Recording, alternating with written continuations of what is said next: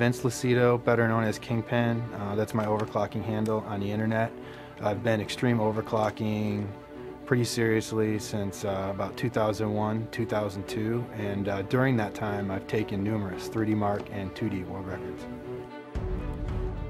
Extreme overclocking is a lot like top fuel drag racing, where the goal is to get down the quarter mile as fast as possible at all costs. They have failures, we have failures.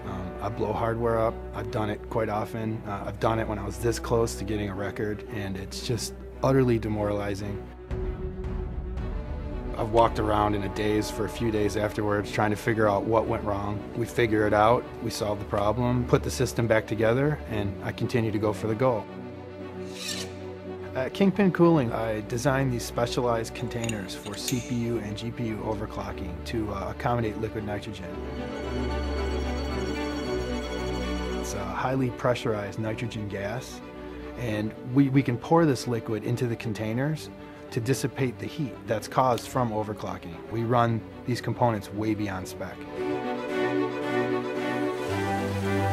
NVIDIA launched the GeForce 8800 GTX, and it pretty much demolished all the benchmarks. Most overclockers were scaling them up to close to 1100 megahertz core. But using SLI technology, I was able to use 2 graphics cards and almost double the graphics performance, which took the benchmarks really to a whole nother level.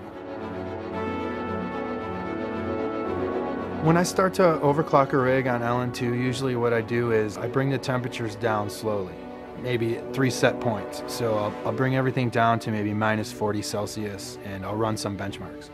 Then I'll bring everything down to minus 80 Celsius and I'll run some benchmarks. This kind of gives the hardware a chance to get used to the cold, used to the higher clock speeds, used to handling more voltage, and usually it's a lot more successful if you do that. I'll start overclocking the CPUs first, get the system stable, and then gradually I'll start to raise the GPU clocks.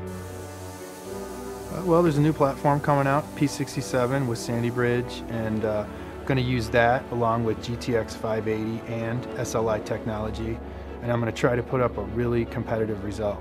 You know, getting there is a lot of baseline testing work on air. There's problems with temperature, you know, CPU and GPU scaling, dealing with bottlenecks.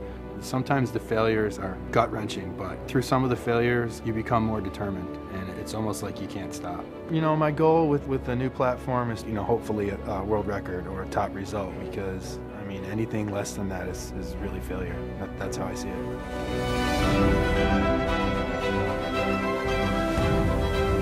it.